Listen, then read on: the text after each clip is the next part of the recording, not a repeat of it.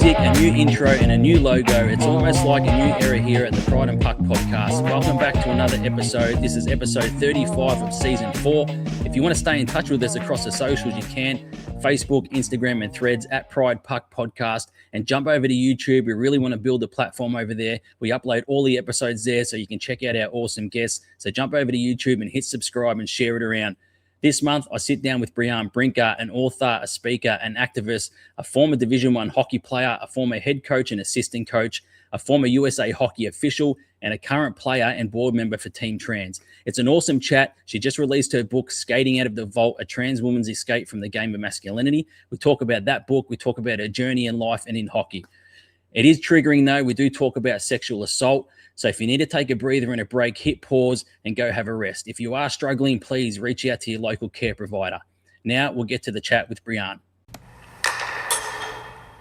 Brianne Brinker, welcome to the Pride and Puck podcast.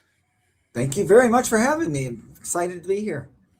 It's pretty cool. I was thinking back now because this is season 4, obviously. This is the first time I think I've had back-to-back authors on the podcast, which is really cool. That we're starting to get a few writers and a few authors onto the podcast to talk about their journey and what they've written about. So, I think you're the first of a combo of back-to-back authors, which is pretty cool. Awesome. Glad to be a pioneer, I guess. One of the first things, and I wanted to ask you, because as we did mention, you are an author. Your book is Skating Out of the Vault, A Trans Woman's Escape from the Game of Masculinity. What made you want to write the book is I suppose my first thought when you mentioned to me that you wanted to come onto the podcast and talk about your journey and talk about your book, especially a book like this as well, and given the entire landscape for trans people, not just in the US but around the world, it's a constant battle, and it's one of the things that I've spoken about on this podcast before, that I want to keep giving a voice to trans people. Even though this podcast might be a little minuscule podcast in terms of sport and advocacy and things like that, I think it's important to have trans voices out there. What made you want to write the book? Well, I have a bit of a unique journey, actually, at least for people that are trans people that are out. I played hockey all through my life along with other sports, but I was a college Division I hockey goalie at Kent State University. The program's now no longer a varsity program, but I had that experience, and I was in the coaching world for, I had a 15-year coaching career, and then I've been here for 22 years at Union College as an athletic administrator, and all that time, for 15 of those 22 years, I was hiding. And all before that, I was playing the part of another person that I really wasn't, I really didn't like. So the people that knew me didn't really, as a man, they really didn't know hardly anything that was going on inside me, inside my gut, inside my heart, inside my brain, especially. And there's just so many different things going on that I knew I had to keep to myself. I knew something was going on with me at age 5, for example, and I even at those days, I knew my father was a construction worker, my mother was a stay-at-home mom, and this is in the early 70s, right? So I knew right away what the gender roles were without even realizing they were gender roles. I just knew what the mother was supposed to do and the father was supposed to do, and everybody else is in school and everything. It's the same.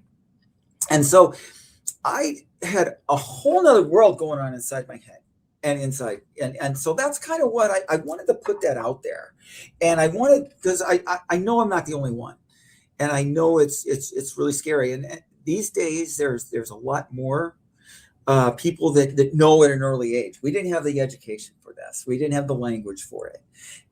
Now, the words, cisgender and pronouns, they, them, all different things like that are, they're kind of commonplace. They're all over the place. So if you know at 5 years old that something's going on, you're going to find out about it fairly quickly. And now that you know that everybody's got the phone, and the internet. I didn't have that, but I wanted to make sure that they understood that there's a better life on the other end of this, because it's scary as hell. It is really, really deeply scary. And even though there's people that accept us and want to champion our journey and our way of life, our who we are, it's still not easy. There's still a lot of pushback. I can't tell you how many bills. There's over 740 bills in our state or in our country's legislatures throughout the states and the federal government that are anti-trans. And every time you see one gets worse than the other. And it's pretty scary for people. And it's something that you're gonna, when it happened to me, when it was the best thing in the world. I feel like I'm myself. I've got a whole different smile on my face. I've got a whole different vibe, and you can see that with kids and some of the kids that I've spoken with and some of the families. But it's I just feel that I'm in a position, and I'm in a pretty unique position where I'm fairly visible within the athletic departments, within college athletics, and I wanted to make sure that they just didn't see a girl walking around in a dress and clock me. I wanted them to know what my story was, and I wanted them to know that it was hard, and yet it's so fulfilling. Yeah, absolutely. Was there two sides of the idea of the book when you thought about writing it? One where I suppose is talking about your own resilience and growing up and trying to navigate your way in life and be who you truly are. But was there also a side of it where you wanted to sort of break through that a certain aspects of hockey culture, I suppose, to show trans people that there is a place for you within hockey? Because I suppose some parts of hockey are really good in terms of culture. Some pockets of it, I suppose, with a lot of things in life, there's always these little pockets of different parts of the culture. Right. I suppose highlighted most recently with the US hockey women's team as well, and what happened there with the men's side of it. Was that sort of part of it as well when writing the book, that you wanted to sort of break through that area of hockey as well? So much of it. And I actually wrote a Substack just really detailing some of the things that happen in those locker rooms. There's still, I felt I was in that locker room. I felt like I was that person that was trapped in a dude's body, and I felt the pressure of some, those guys trying to fit in and not wanting to be ostracized and outcasted from their teams and bullied, and even at that level. I do feel that there's some people that would rather say something but didn't want to, they just want a gold medal. They don't want to, they don't want to be outcasted from that whole thing. I do believe that, and I can't prove it. I don't know any of those guys. I just have been there. I've seen it. I've been at parties. I've been at things that I've been drinking, with the boys, and somebody, a woman walks in the room and somebody says, "Hey, I'm gonna, do whatever to this girl, I'm gonna get her and this," and somebody else, people are laughing, and somebody else, "Oh yeah, well I would do this," and blah blah blah. And not everybody's going to be in agreement in that, but they're all going to kind of go along with it. And yet, at the other hand, I still think that there's people there in that position where, hey, they don't know. They don't know that these guys aren't kidding around or, what have you. I didn't have the guts at the time to say, hey, what if that girl doesn't want to be with you? What if she's got other ideas? And, I regret that. I do have regrets with that, but I also knew what would happen, or at least I felt I knew what was going to happen. I think that all those things, yes. I mean, I want to get that out there, and I want to talk. I wanted people to hear and read and know what's going through somebody's mind when they're in that environment, that you can't say anything, you're trapped, you've got to play that part because you can't reveal any part of yourself.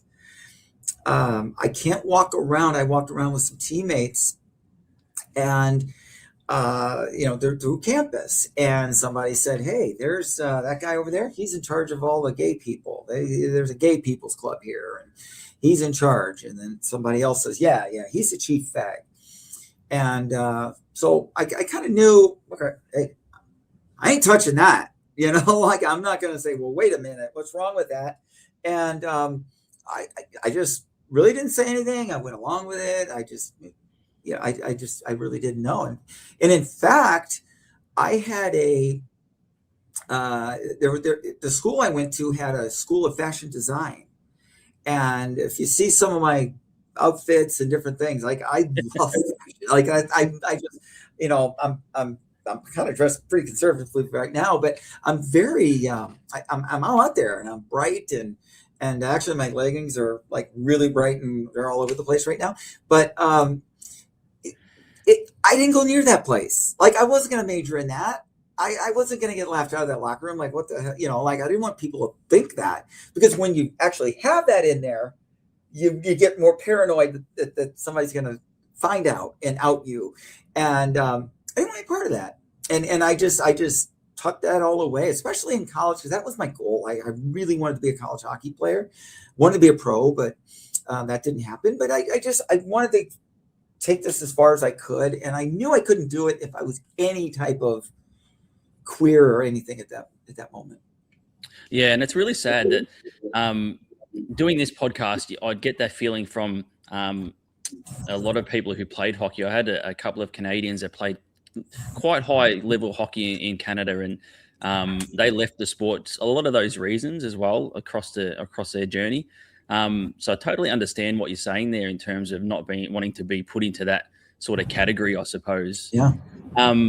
Just talking about hockey, and you wanted to go pro, and it obviously sadly didn't happen. Knowing people who have started hockey late here in Australia, and I suppose on this podcast, they fall in love with hockey, the sport, and then they play it and they absolutely love it. And I think it's the greatest game in the world, hockey. Did you fall in love with hockey as a kid, or was it just something that you did? Oh, loved it. Loved it. I absolutely fell in love with it. I was athletic at the time. I started playing soccer, and when I started, I wasn't all that good at it. But my mom even said she'd go to the practices and say, "The coach keeps yelling at you." Yeah, and I didn't even really realize it. I just thought, okay, I'll do it. And soccer wasn't my sport. It wasn't my big thing, but I always loved hockey. I played catcher in baseball. My dad actually coached that, but then when it came to hockey, there's a rink down, not far from us, and I learned to skate, and I went to a St. Louis Blues game. I grew up in St. Louis, and I was in love with it from that minute. And after being a catcher, albeit very young, I just you could just see what's going on in that game, and in my mind, that goalie was the most important player on the ice. He was the most important player on that team, because they clinched the playoffs that night, and everybody went to pile on the goalie. And I'm thinking, okay, that's the most important player, and I got to be that. That's what I wanted, and I just liked that, being in the play all the time. And as I got older, a lot of thinking about it, and that was a big thing. I loved it. I would go to school. I still remember myself in grade school, and I would think about hockey practice at night. And when I did dueling, like, I'd be, drawing on my notebooks and stuff. It was the emblems from all the NHL teams, or sometimes the baseball teams, but I was almost always the Blues emblem, or all these other ones. And I couldn't get enough of that. And it was just something that consumed me. And as I got older, it never left. Like, I just had that drive. I wanted to be the best one. And I was also, I knew this thing was in me, but I didn't let it really dominate me. Yet I knew, like, once you get more social, and the socialization is a little bit different in middle school than in high school, I wasn't as I just wasn't as confident, and I just didn't want to, to do that. I wasn't confident in a big crowd, and in high school parties where there's drinking and there's a drug scene manifests itself, things like that. I wasn't comfortable with that, and so I ended up playing on 3 teams. So I mean, and I worked at an ice rink, and I got to be an assistant manager at an ice rink. So I mean, I was consumed by this. Like, this is what I wanted to do, and not only because I really loved it, I was comfortable there. I could be myself as much as I could. I couldn't be myself at a high school party. I just couldn't. And then then I had a coach that saw that, and he took an interest, and I was getting good at that time. So he recruited me to his team and different things, and I had those. We had a relationship. You hear about the coaches that groom kids, and I was one of those, and I had that. But what made it, just to exemplify how freaking scary that was, it was easier for me to stay in the vault and not tell a soul about that than to come out and say it, and then to have somebody think, hey, you're gay or you're trans. I didn't want any part of that. So it was safer for me in that vault. That's what that vault was for. It was for me to be myself in there, but I couldn't go anyplace else. And not only that, the reason I chose a vault, and I didn't realize it was a vault at that time. But a closet, you come out of a closet, you can open the door from the inside and walk your way out of the closet, when you're ready. A vault, you can't. You gotta, the dials and all the combos and levers and everything, they're all on the outside, that big circle that you got to run around. It's all on the outside. I can't touch you. There's nothing on the inside. So I got to deal with whatever's in there, the air, the, whatever, and my own thoughts. And so that was it. That's the metaphor that I use throughout the book. And it's, I feel it very accurate, honestly. I did not, but I love hockey? Yes. I also felt safer out there, even though I was in goal, and I played with older guys and different things like that. I really worked at it, and I got good at it, but that was, there's kind of two sides of it there. It was socially easier for me to be in that net in my happy place and a safe place. Yeah, totally makes sense. It really does. Just a little side note: are you still a Blues fan? You're a Blues fan? No, are you a Blues fan? Well, yes, I was a Blues fan. Yeah, I still am. I was going to say that's our little connection then, because it's the only team in the NHL that's got an Australian player on their roster. So that's our little connection. I was just thinking then. Yeah. Is he popular there? Yeah, he is actually. Yeah, he's all over the socials. So a lot of different things in terms of Tim Tams and confectionery from Australia. He does little reels and stuff. It's pretty cool. That's really neat.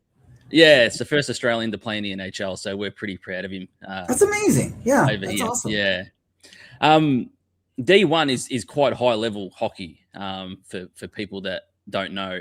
I was going to ask you, how tough was it navigating through that Division 1? And I suppose D1 hockey, there's a lot of eyeballs on it. There's media attention. There's a lot of people that attend these sort of games as well. I suppose it's where NHL scouts head to and look to and want to see who the next big thing is. How difficult was that navigating through, I suppose, that whole hockey system of D1 hockey, while you couldn't be confident enough to actually to be yourself? Yeah, that was again.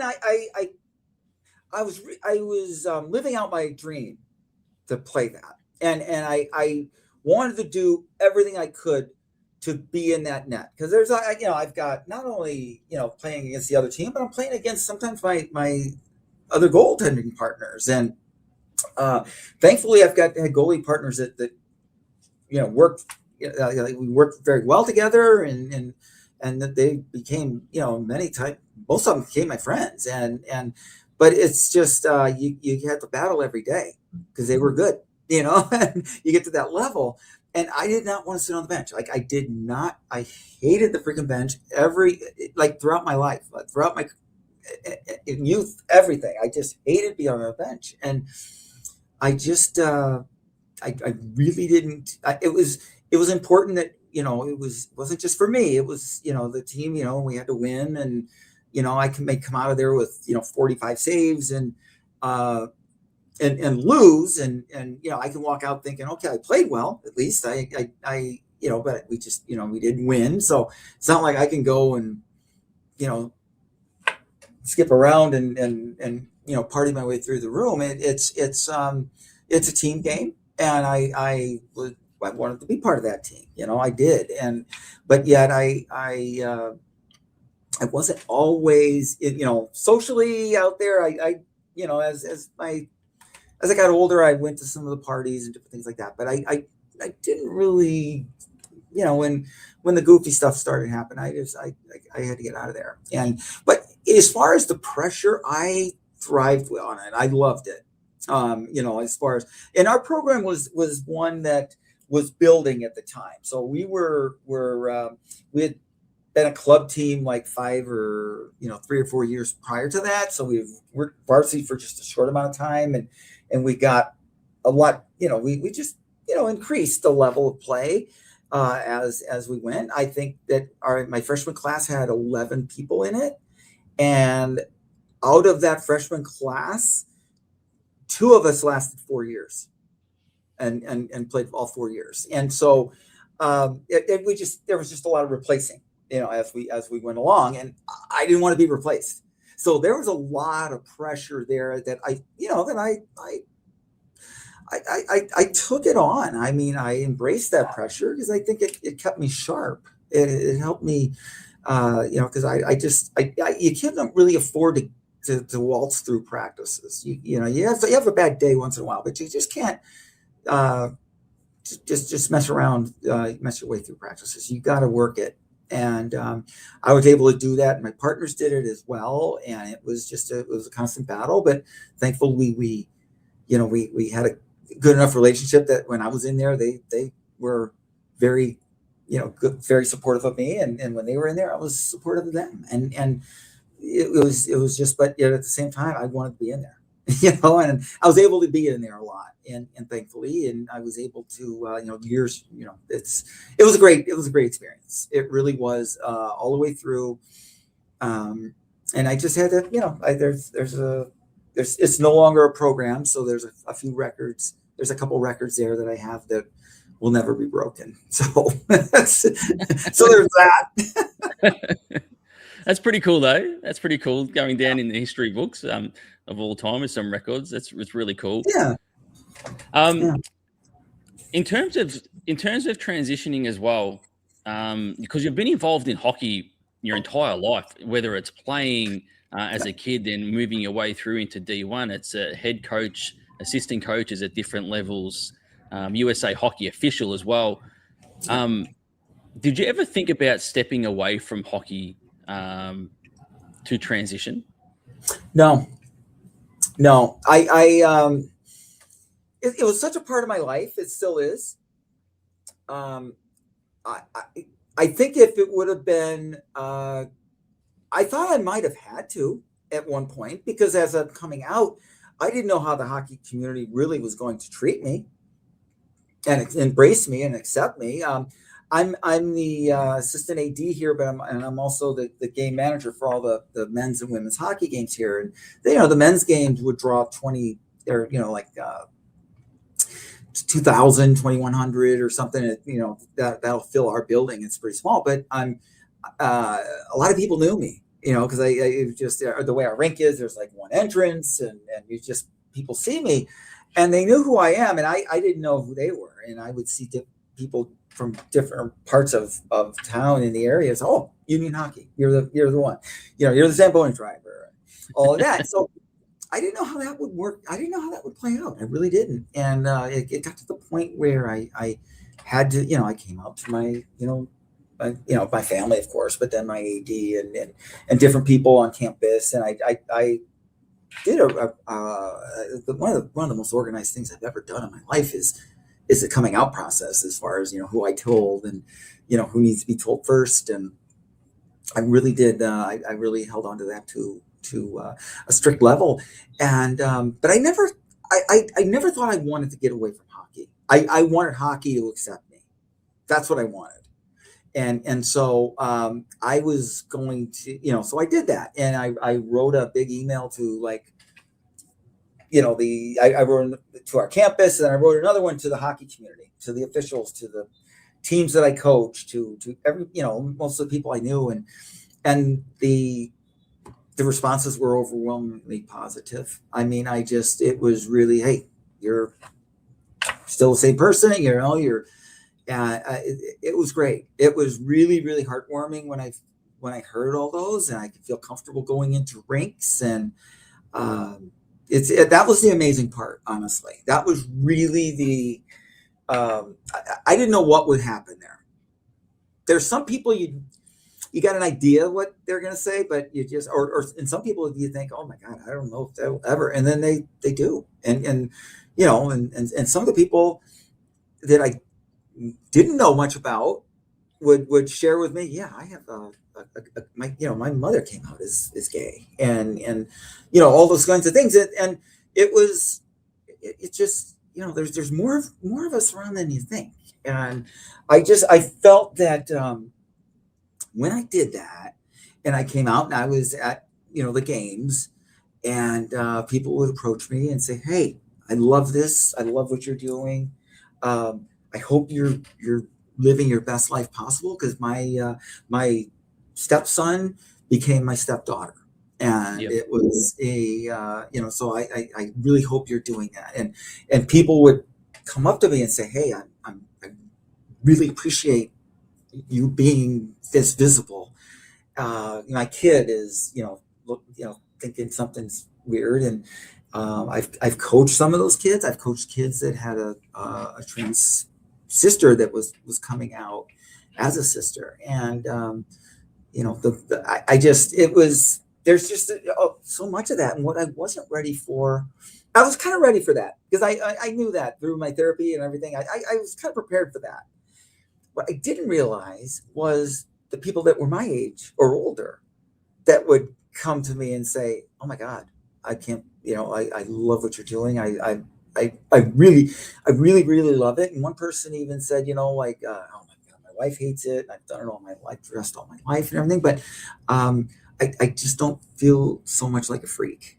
I feel, I really appreciate being able to see you, because I feel like I feel more normal. And so I wasn't ready for those. I didn't really see those coming.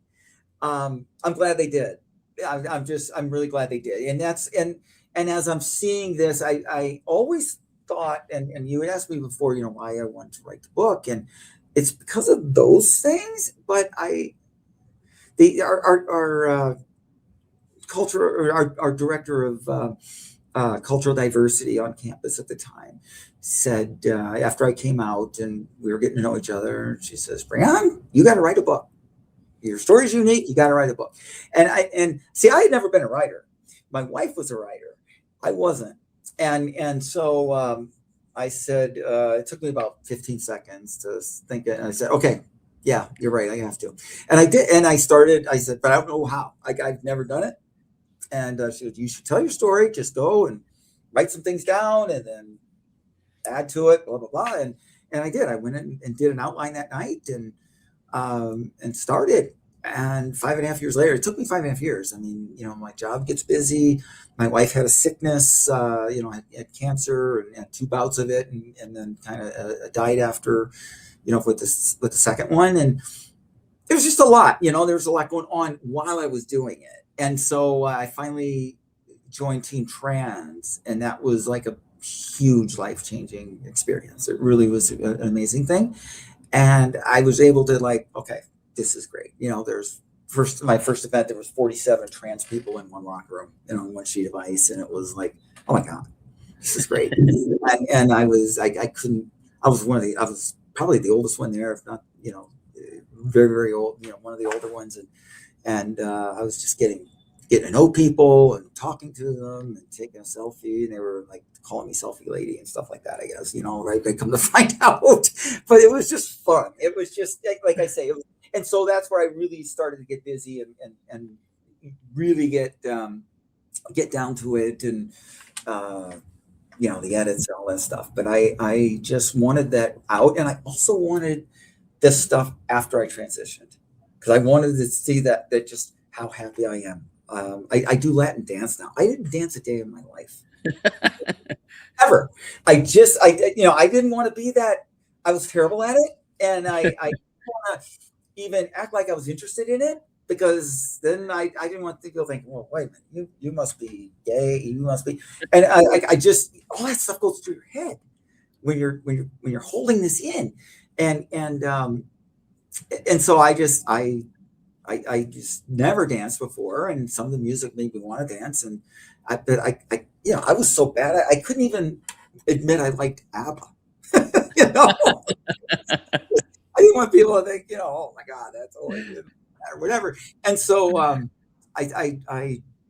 my new partner Laura and I went, or now my fiance, we went to Latin dance, and I love it, salsa and bachata, and so it's just a whole different world for me, and a whole new set of friends, and again, I had no idea what I was getting into. Like I had, all I knew was the stereotypes that Latin people, they don't like queer people, they don't like trans people, and that's not true. I mean, there's some people that won't dance with me, you can tell that, but it's amazing.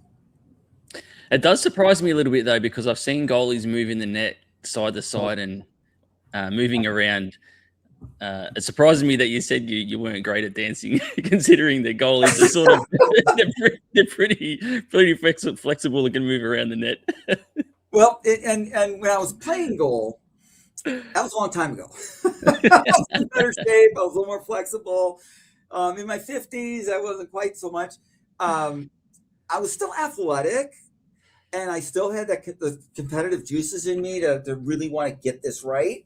But oh my God, it's just a whole different thing, and I love it. I've been doing it 4 years now, and I've been on some teams and performance teams, and it's so much fun. But yeah, it's a whole different way than just making saves. But I do think, had I had dance lessons as a kid and did some of that, I think I would have been even better as a goalie. And if I would have been a better dancer at that point, because I'm doing that type of thing. I used to be able to split all the way down and touch my butt to the floor and stuff. But those days are long gone, and so yeah, it's so much fun though. Yeah. Your book that we mentioned earlier, Skating Out of the Vault, A Trans Woman's Escape from the Game of Masculinity.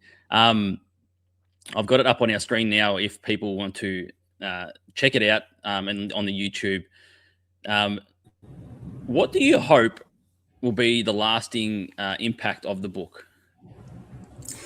I hope that people read this book, and just like what's going on when I talk to people call me, and I want them to get something out of it. I want them, it's not just for somebody who's trans. It's somebody that might be hiding anything.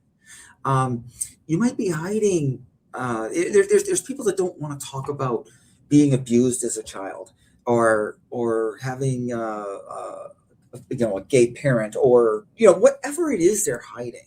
There's people just hiding depression, anxiety, and I want them to realize that there is there is a way to get to the point where you can be yourself and be who you are meant to be, and who you can be, and you don't have to hide so much. And I know there's people that they're private, they don't want it, and that's totally fine. I totally understand that. But I don't have any secrets anymore, and it is invigorating. And I just want to have people understand that it's okay to be not okay. It's okay to not be okay. It's okay to struggle and have things that you just have a hard time talking about. I like the fact now that people will talk about their mental health and say, hey, I got therapy today. And it's just not that much of a stigma anymore. It used to be. And if somebody's seeing a therapist, like, oh, whoa, stay away from this person. And that's not the case anymore. And I there's so many people, yeah, my therapist says this and this, and it's just, there's just so much, it's just more mainstream. And I've long used to, write and talk about the fact that we should be able to talk about our therapists just like we talk about our knee surgeon or, our orthopedic. And I think that's starting to be the case. We were able to do that. We talk about, I talked about that in therapy, and because if you see somebody on crutches, and broke my kneecap, or I tore an ACL, and I'm out 6 weeks, and you talk all about it. Rehab's going to be tough, but the mental health thing nobody talks about or didn't want to talk about, and I think there's still some of that, obviously, but that's becoming so much more out in the open, and not that you have to talk about every one of your issues or problems to everybody, but the fact that you're dealing with it is just not as big a deal anymore. It's just I don't see it that way, and I don't know how it is in your part of the world, but I see it where we're at. Yeah, the wheel is starting to slowly turn in that sense. We still find in Australia anyway that a lot of men still don't want to open up about what they're dealing with. That's still an issue. But it's definitely, you can sort of see the wheel is starting to turn a little bit in terms of, yes, I see a counselor, I see a therapist, and it's totally fine. And that's the best thing that you can do when you're struggling, is talk to someone. So the wheel is starting to turn in that sense, I feel, as well. Is there a section of the book when you were writing it, because it's obviously a big journey throughout your life, and there's probably a lot of things where you've written about where maybe you thought later on in life that you would never think about or talk about or write about that and get it so public. Is there one section of the book that you're really proud of, though, that you're able to actually get out into the book?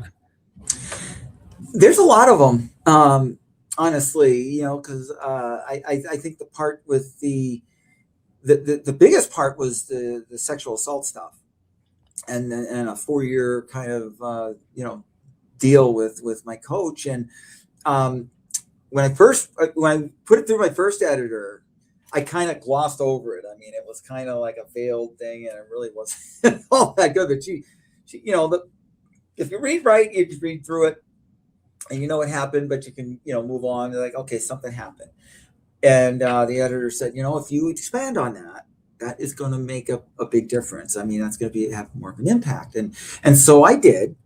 I didn't go all the way. I didn't, there's certain things I still held back. And then when the publisher went through it, she said the same thing.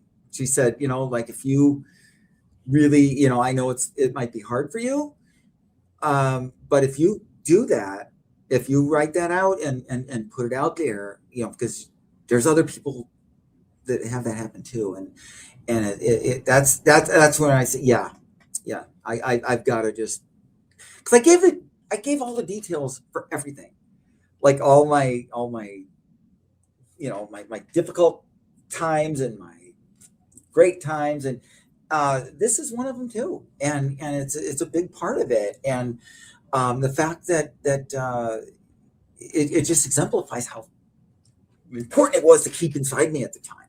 So I had to write that, and so I did describe it in as much detail as I could, and so that was, I would say, that was a difficult one to write.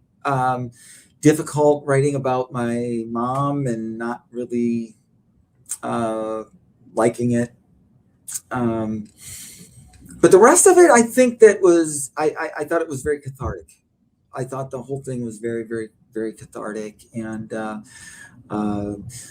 just getting in pseudonyms when you have to, and those kinds of things. Just I want to make sure I'm fair to everybody that's in, that's mentioned, and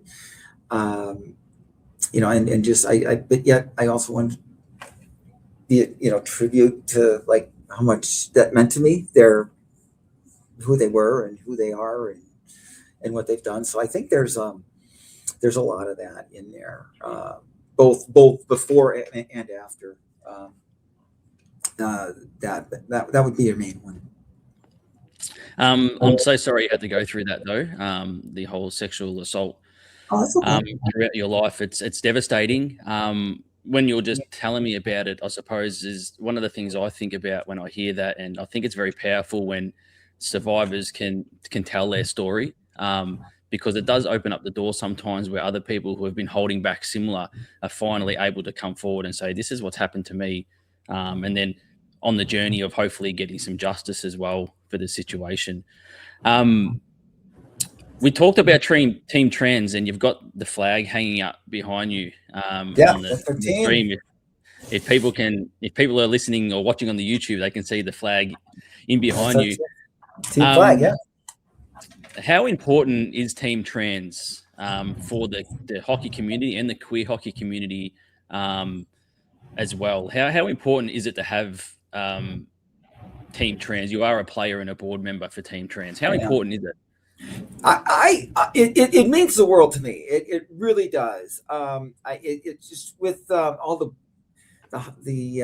book things and different things I've got going on. I haven't been as active on the board as I'd like to be, but just this past year. But that's going to change back. But it was huge. I mean, the very first time I went out there, I drove to Madison. I stopped at a couple people's houses on the way out because my wife my wife's funeral was a month prior, and then here I'm driving out to Madison to meet a bunch of people I've never met that are trans, and I had really not much of an idea what to expect. I didn't know what their ages would be. I didn't know just would they be trans men, trans women. It was really, really great. I knew one person, and I get there and everybody's just as nice as the next person.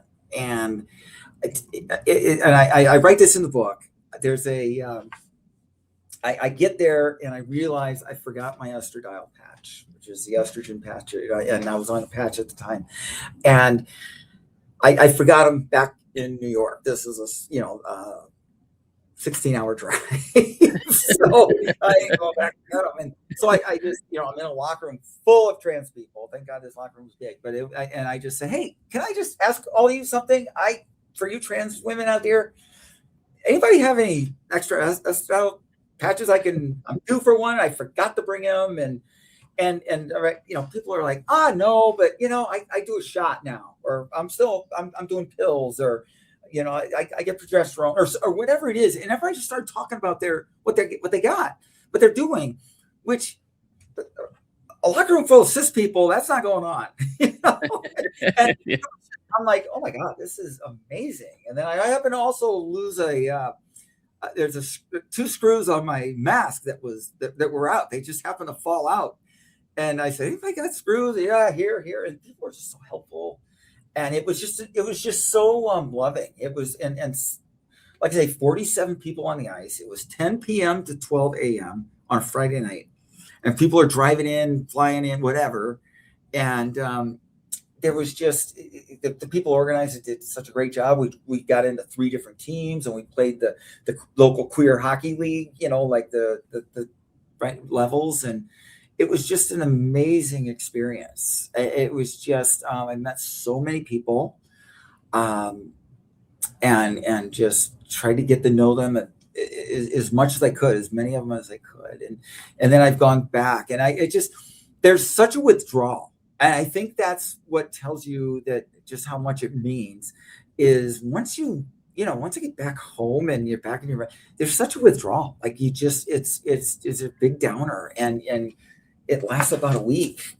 It's just, you just want to be back there. You just want to be, it's just like the best vacation you ever took, or, your wedding night or whatever it is. And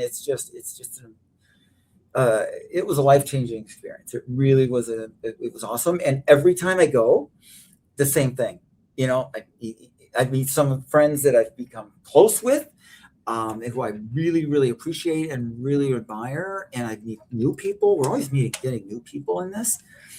And it's just, you could just see you listen to them talk about this being their first time, and they're just amazed. And it's so important just for our community, just for each other. It really is. And if we win, we lose, whatever. It's just the fact that that we're together. And we were together one of our tournaments. We had it was the night after that shooting in the gay nightclub in Colorado, and we were playing our championship games that day. We were playing our last games, and during our championship game, we're playing in it, and we stopped and had memorial for it, or just a moment of silence for it in between periods. And it was just it was a tough day. It was tough news to hear, but the fact that we were together and we were able to kind of process that with each other, it was really, it was special. And the people that there's so much joy out of it. It's just, the trans joy is amazing. Yeah, I've heard that a lot from some of the guests that I've had on from Team Trans, that exactly what you described. Is there anyone from Team Trans that may have purchased a book or read the book and said to you, this section here or this section here, this I can relate to this, because I'm guessing you might get a bit of that as well. I haven't heard so many from Team Trans so much, actually. I've heard from other people that, and honestly, it's unbelievable. Like, I've gotten texts or instant messages or whatever it were.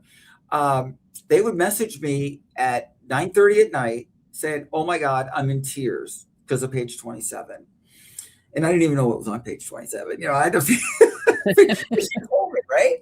And it was, I'm like, oh my God, wow. And so it's the neat part about, I felt that the way this book is, the neat part is there's different people get different things out of it.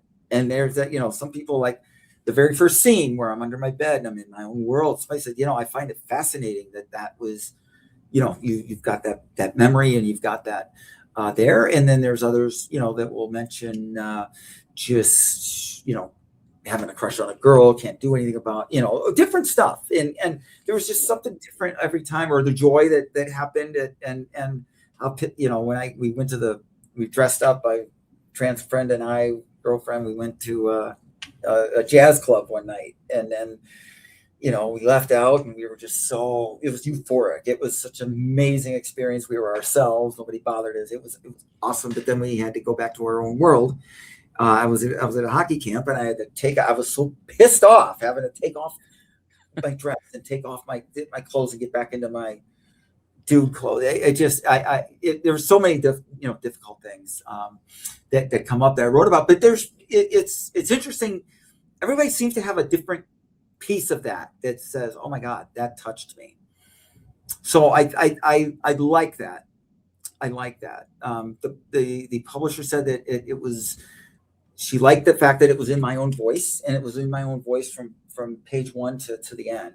I didn't take into like go into author's voice, or author's cruise control or something like that. It was really it was emotional. Like I said, it was very cathartic, and it was great. It was such it's such a joy, and it's such a joy to talk about. Honestly, it's a joy to talk to people that can relate, and even if it's coming out as gay and you got a family that's difficult, or a family member or whatever, it's just the more people that understand is makes a big difference. I suppose the power of the book as well, it's not so much just a book for trans people to pick up and read. It's for people who aren't trans to get an understanding of what trans people go through, the journey, the challenges, the culture as well. I suppose that's very powerful as well. It is, and that's what I wanted. I wanted to write it for them, for the cis people too. Like, I wanted to see that. I want them to understand what what trans people go through, and the fact that most people are. Let's face it, most of it, we're scared to be coming out as trans because of everybody else. what's everybody else going to do to us? And the laws they're trying to make, and the bullying and all of that sort of thing. And how are we going to be treated?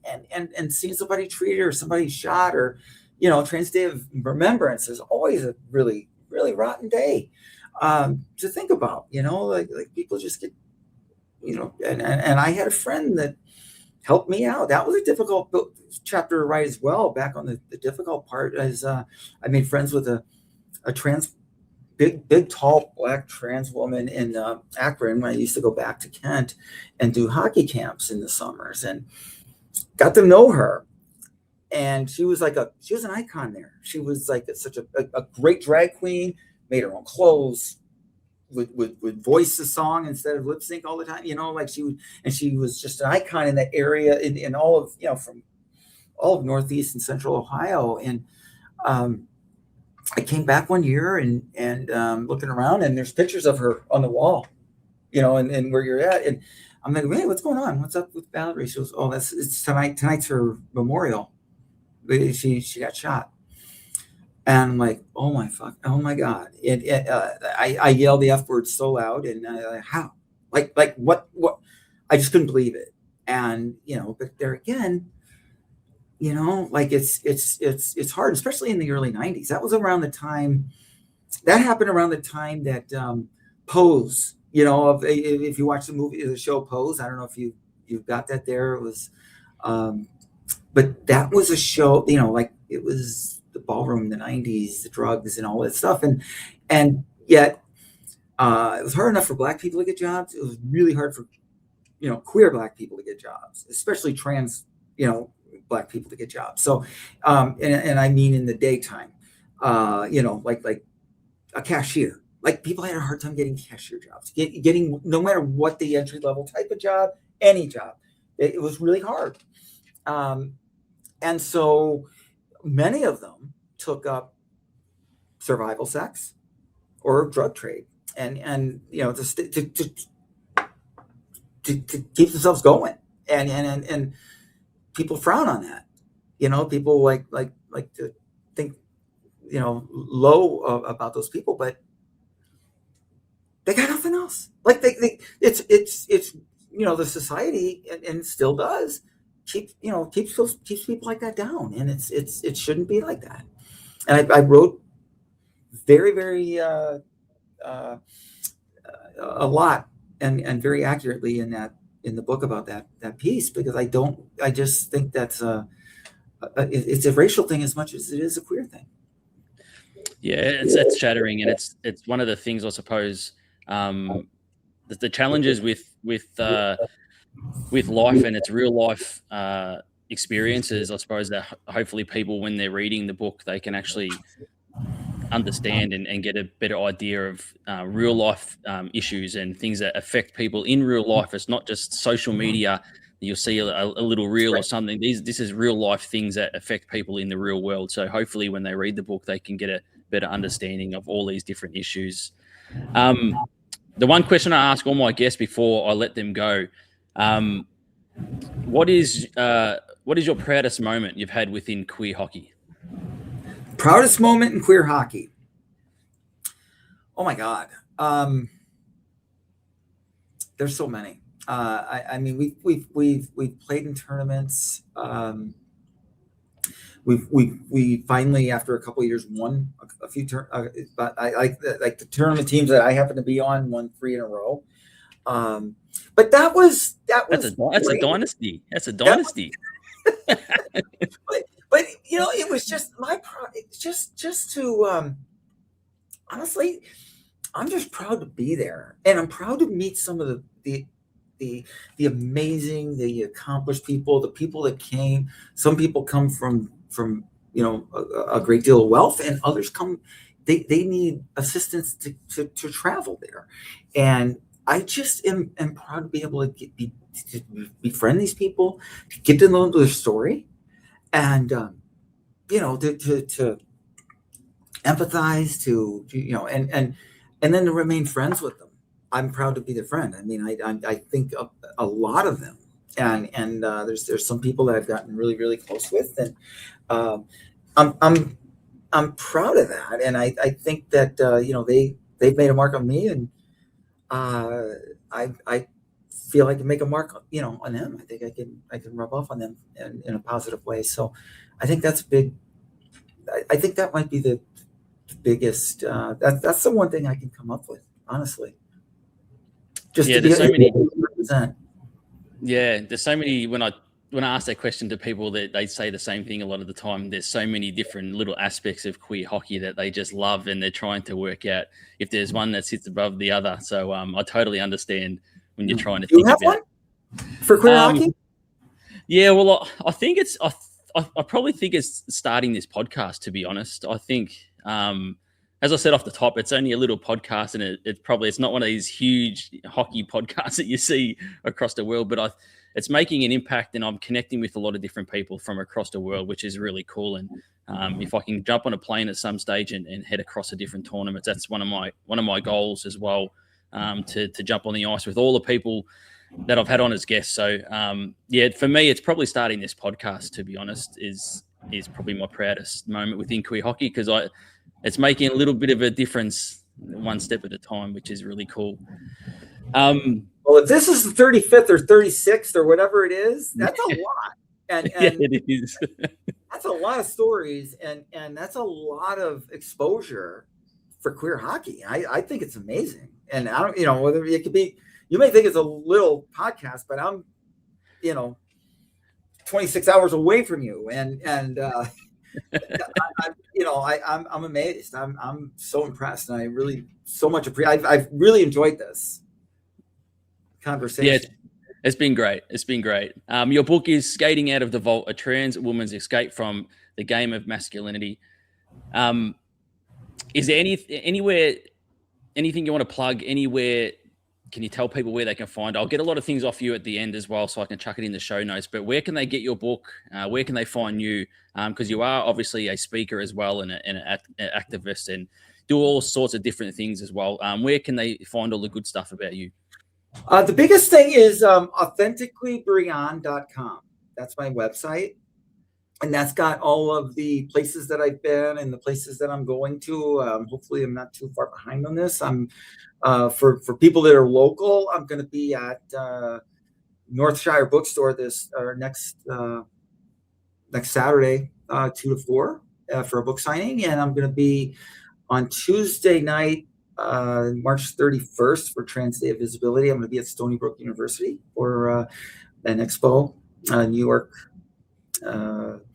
expo for it's an art expo for LGBTQ art expo. Sorry, I couldn't come on. I'm trying to hard and so they invited me there, and I'm gonna have a chance to speak at that as well. So and I've got I'm still working on other things to come up. But authenticallybrianne.com is the best place to start. And the book can be on Amazon, and I think there's a book carrier that carries it in Australia. From what I should have looked that up before I came on with you. I should have known that, but there's Barnes and Nobles and all of those. Yeah, I'll get a lot of into the show notes, the links and things like that, so people can find you, can find the book, and get in contact if they need to. Brianne Brinker, thank you so much for giving up some of your time today to have a chat about your book, your hockey career, your journey within hockey, and your journey in life, I suppose, and all the challenges that come along with it. I really appreciate people giving up their time each and every month to have a chat and talk about their journey. So thank you for coming on. Absolutely. I enjoyed it, and I greatly appreciate it. This is episode 35. I'm Andrew McDougall. That is Brianne Brinker, and we'll be back for a fresh episode next month for episode 36. Until then, ciao.